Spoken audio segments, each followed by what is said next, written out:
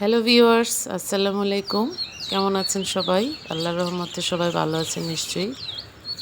আজকে হাজির হয়েছি দুটি নতুন রেসিপি নিয়ে। চিংড়ি মাছ এবং শিং মাছ রান্না করব আজকে, তাই শেয়ার করব। খুব সহজভাবে সিম্পলভাবে রান্না করব।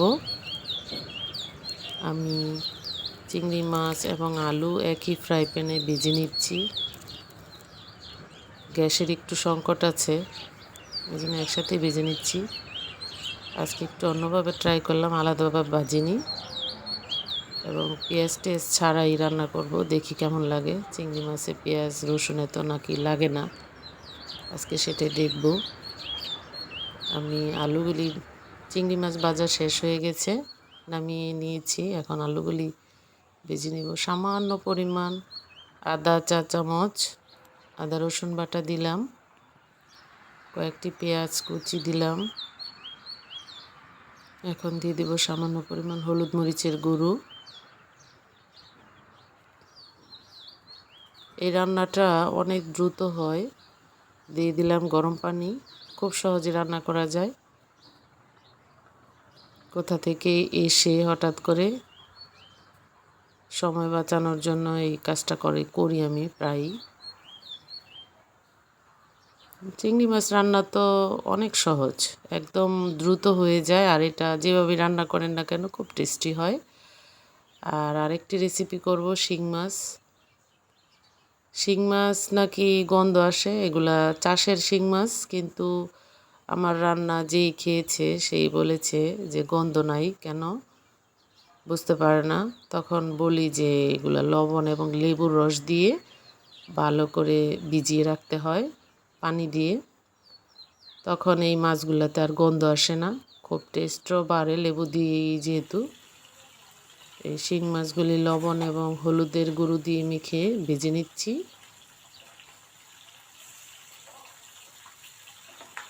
রান্নার স্টাইল সবার এক না, এক একজন এক একভাবে রান্না করতে পছন্দ করেন। তবে যে যেভাবেই রান্না করেন না কেন, স্বাদ হওয়াটাই বড় কথা। খাবারটা কেমন টেস্ট হয়েছে এবং সবার কাছে কতটুকু ভালো লেগেছে সেটাই বড় কথা। রান্নার পদ্ধতি সবার এক হতে হবে এমন কোনো কথা নেই। আমার শিং মাছগুলি ভাজা হয়ে গেছে, এখন নামিয়ে নিচ্ছি। আমার ভিডিওটা কেমন লেগেছে জানাবেন, কৃতজ্ঞ থাকবো।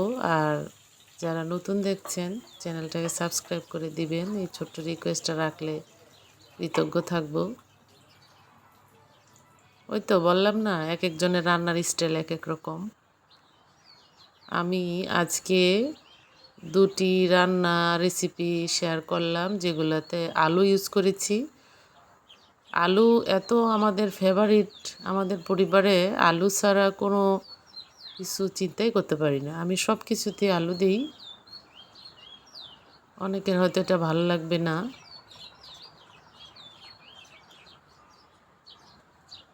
এই শিং মাছটাতে আলু এবং টমেটো দিয়ে রান্না করব, আশা করি ভালো লাগবে খেতে। আমি পেঁয়াজ এবং কাঁচামরিচ ফালি ভেজে নিচ্ছি, লবণ দিব যাতে দ্রুত ভাজা হয়। আমার মাথায় টেনশনই থাকে কত দ্রুত করা যায় এবং কাজটা যাতে সুন্দর হয়। আমি আদা রসুন বাটা দিয়ে দিলাম 1 চামচ, দেখতে পাচ্ছেন ব্রাউন কালার হয়ে গেছে। এখন আমি হলুদ মরিচের গুঁড়ো দিয়ে দিচ্ছি।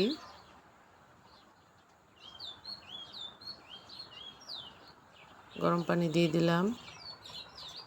আমি রান্না করার সময় গরম পানি ইউজ করি, এতে রান্নাটা তাড়াতাড়ি হয়ে যায়।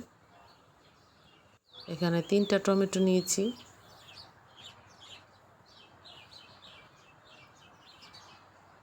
এগুলো আমার ছাদের গাছের টমেটো।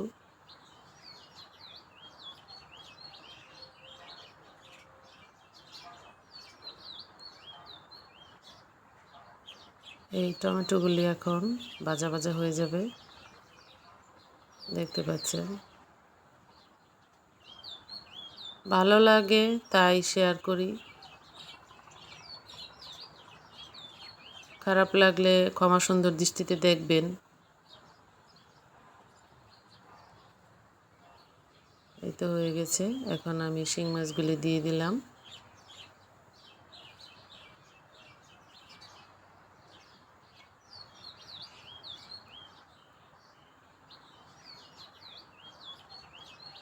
এই যে ধনিয়া পাতা দিয়ে দিয়েছি। আমার রান্নাটা হয়ে গেছে। ভালো থাকবেন।